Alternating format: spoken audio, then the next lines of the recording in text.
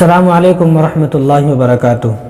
دوستو، عزیز ساتھیو، ہمارے ہندوستان میں جتنے جلسے ہوتے ہیں، جتنے جلوس ہوتے ہیں، جتنے عرس ہوتے ہیں اور جتنے قوالی ہوتی ہیں، شاید کہ پوری دنیا میں اتنے جلسے جلوس کہیں بھی نہ ہوتے ہوں، لیکن دیکھا یہ گیا ہے کہ ان دیشوں میں جس میں کوئی جلسہ نہیں ہوتا، کوئی جلوس نہیں ہوتا، ان لوگوں کو کوئی سمجھانے والے نہیں ہیں، پھر بھی وہ لوگ سمجھدار ہیں، پھر بھی ان لوگوں کے اندر اتنی جہالت، اتنی گمراہی، اتنی بددینی نہیں ہے، حالانکہ وہاں جلسے نہیں ہو رہے۔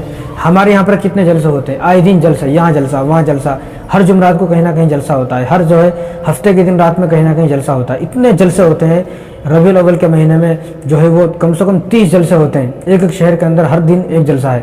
محرم کے مہینے میں ہر دن ایک جلسہ ہے، شعبان کے مہینے میں ہر دن ایک جلسہ ہے، یعنی جلسے چلتے ہی رہتے ہیں۔ اسی لیے ہمارے جلسوں سے کسی پر کوئی اثر نہیں ہوتا ہے۔ اتنے جلسے ہونے کے باوجود بھی جو نماز نہیں پڑھتا وہ اب بھی نماز نہیں پڑھتا ہے، حالانکہ اس نے اپنی زندگی میں 100 جلسے اٹینڈ کر لیے، 100 جلسے میں چلا گیا، بڑے بڑے عالموں کے بیانات سن لیے، لیکن کوئی اثر نہیں ہے۔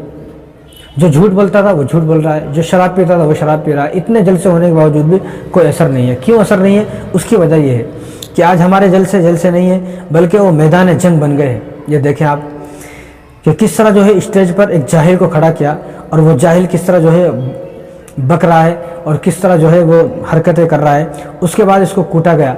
مطلب ایسی نوبت کیوں آئی؟ یعنی کیسے حالات ہو گئے ہمارے جلسوں کے؟ جلسے کے اندر کیوں جایا جاتا ہے؟ جلسے کے اندر اپنی اصلاح کے لیے جایا جاتا ہے۔ بھئی میں جلسے کے اندر جاؤں گا تو میری کچھ اصلاح ہو جائے، مجھے کچھ سیکھنے مل جائے، میں کچھ سیکھ جاؤں، چند منٹ اور چند گھنٹے میں کسی بزرگ کی اور کسی عالم کی صحبت میں بیٹھ جاؤں، میرے اندر وہ اثر آ جائے۔ اب اس طرح کے جاہلوں کو اور اس طرح کے گمراہ لوگوں کو، جن کے اندر جہالت کوٹ کوٹ کر بھری ہوئی ہے، ایسے لوگوں کو اسٹیج پر کھڑا کر دیتے ہیں، پتہ نہیں کیوں۔ چہرے پر داڑھی نہیں ہے، لباس کیسا ہے دیکھو۔ اب ایسے جن کا لباس ہی سنت کے مطابق نہیں ہے، چہرہ سنت کے مطابق نہیں ہے، اب ایسے جاہلوں کو اور ایسے گمراہ لوگوں کو اگر اسٹیج پر لایا جائے گا، اسٹیج پر کھڑا کیا جائے گا، تو بھائی اسی طرح ہونے والا ہے، اسی طرح ہوگا۔ اب دیکھ لیں آپ کہ یہ کس طرح بک بک کر رہا ہے، اور کس طرح اس نے پورا میدان جنگ بنا دیا، کھڑا بنا دیا۔ سمجھ میں نہیں آ رہا ہے یہ جلسہ گاہ ہے یا کوئی جنگ کا میدان ہے۔ جو پہلوانی ہوتی ہے نا، پہلوانی کرتا ہے، ایسا لگ رہا ہے وہ پہلوانوں کا میدان ہے۔ مطلب ایسے جاہلوں کو کیا ضرورت ہے؟ اس لیے اسٹیج پر بڑے عالموں کو بٹھایا جائے، ایسے عالموں کو بٹھایا جائے کہ جن کا رعب ہو، دبدبا ہو، جن سے لوگ تھوڑا بہت گھبرائیں، ڈریں۔ اب یہاں اسٹیج پر بھی وہ للو پنجو بیٹھے ہوئے ہیں، اب وہ للو پنجو نیچے سے اٹھ کر اوپر آ گیا اور اس نے کیا کیا بکنا شروع کیا، اس کے بعد کس طرح جھگڑا ہوا، کس طرح لڑائی ہوئی، آپ خود دیکھ لیں۔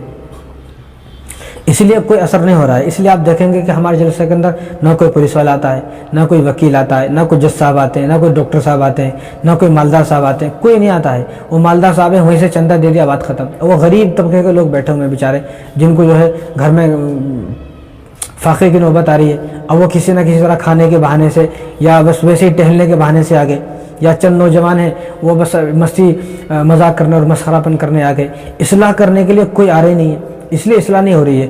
اس لیے یہ دیکھا جاتا ہے، آپ خود دیکھ لیں، جلسہ کب تک چلتا ہے؟ رات میں 2 بجے تک چل رہا ہے، 1 بجے تک چل رہا ہے، 12 بجے تک تو نارمل چلتا ہے، 1-2 بجے تک چلتا ہے۔ اب گھر گئے 3 بج گئے، 3 بجے سو گئے، صبح میں 12 بجے اٹھ رہے ہیں۔